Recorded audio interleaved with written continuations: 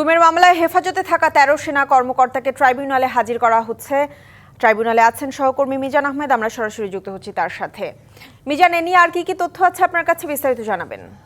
গুমের বহুল আলোচিত যে দুটি মামলা, অর্থাৎ জিআইসি এবং আপনার র্যাবের জয়েন্ট ইন্টারোগেশন সেল, এখানে যে নির্যাতন করে গুমের যে মামলা ছিল, যেখানে আপনার ১৩ সামরিক কর্মকর্তাকে আজকে আন্তর্জাতিক অপরাধ ট্রাইব্যুনালে কিছুক্ষণ আগে কিন্তু হাজির করা হয়েছে। আপনার মাধ্যমে ক্যামেরার চোখ দিয়ে দেখাতে চাই যে পেছনে যে প্রিজন ভ্যানটি দেখতে পাচ্ছেন, এই প্রিজন ভ্যানে করে কিন্তু এই ১৩ সামরিক কর্মকর্তাকে আজকে হাজির করা হয়েছে। ৪ গুণ শক্তিশালী এনজাইম ও অধিক ফেনা সমৃদ্ধ অরিক্স সিলভার ওয়াশ মাত্র ৭০ টাকায়। এবং সেই ১৩ সামরিক কর্মকর্তার মধ্যে যারা ছিলেন তাদের নাম যদি একটু আপনার মাধ্যমে দর্শকদের জানাতে চাই, সেক্ষেত্রে বলতে হবে যে এখানে সাবেক প্রধানমন্ত্রী শেখ হাসিনাকে প্রধান আসামি করা হয়েছে। এর পাশাপাশি এখানে রয়েছেন আপনার সাবেক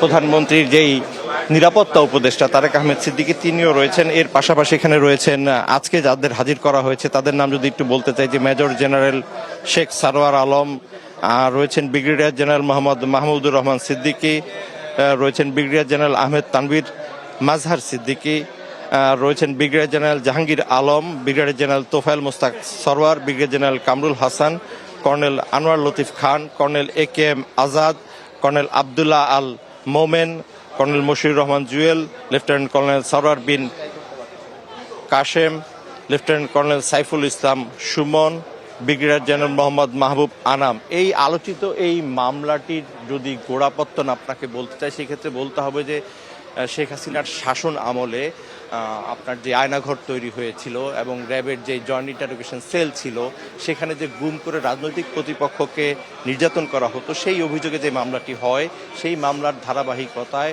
গত অক্টোবরের ৬ তারিখ আনুষ্ঠানিক অভিযোগ দাখিল করা হয় প্রসিকিউশনের পক্ষ থেকে এবং ৮ অক্টোবর ১৫ সেনা কর্মকর্তার নামে কিন্তু গ্রেফতারি পরোয়ানা জারি করা হয় এবং পরবর্তী পর্যায়ে ২২ অক্টোবর কিন্তু তাদের প্রথমবারের মতো আন্তর্জাতিক অপরাধ ট্রাইব্যুনালে হাজির করা হয় এবং বর্তমানে তাদেরকে আজকে যে আন্তর্জাতিক অপরাধ ট্রাইব্যুনালে হাজির করা হয়েছে, ক্যান্টনমেন্টে অবস্থিত যে অস্থায়ী সাবজেল, সেই সাবজেল থেকে তাদের হাজির করা হয়েছে।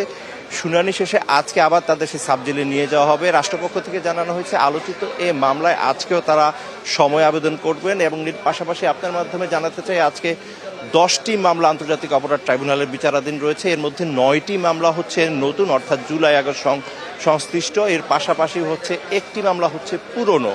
এই 10টি মামলায় 41 জন অভিযুক্তকে কিন্তু আজকে আন্তর্জাতিক অপরাধ ট্রাইব্যুনালে হাজির করা হবে এবং এর মধ্যে প্রায় সিংহভাগই কিন্তু হাজির করা হয়েছে।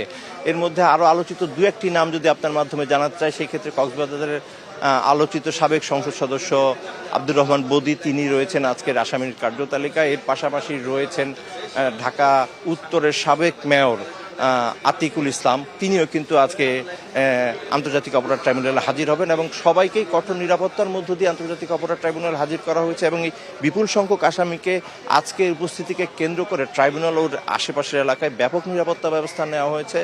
র্যাবের পাশাপাশি বিজিবিকেও মোতায়েন করা হয়েছে এবং সবাইকেই পরিচয়পত্র সহ পরিপূর্ণ তল্লাশির পরে আন্তর্জাতিক অপরাধ ট্রাইব্যুনালে প্রবেশ করতে দেওয়া হচ্ছে।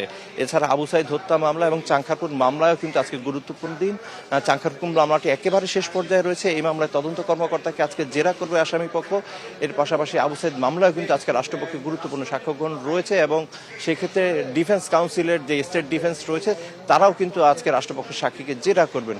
সব মিলিয়ে মামলার ব্যস্ততা এবং গণমাধ্যম কর্মীদের সরব উপস্থিতির মধ্য দিয়ে আজকে আন্তর্জাতিক অপরাধ ট্রাইব্যুনাল সকাল থেকে কার্যক্রম শুরু হচ্ছে এবং কিছুক্ষণ পরেই বিচারপতি গোলাম মর্তুজা মজুমদারের নেতৃত্বে 3 সদস্যের আন্তর্জাতিক অপরাধ ট্রাইব্যুনাল একে কিন্তু এই গুমের মামলার অভিযুক্তদের তোলা হবে এবং সেক্ষেত্রে শুনানিতে কি হয়, পরবর্তী সিদ্ধান্ত কি আসে, তা পরবর্তী সময় আপনার মাধ্যমে দর্শককে জানিয়ে দেবো। ফিরে যাচ্ছি স্টুডিওতে আপনার কাছে। মিজান, ধন্যবাদ।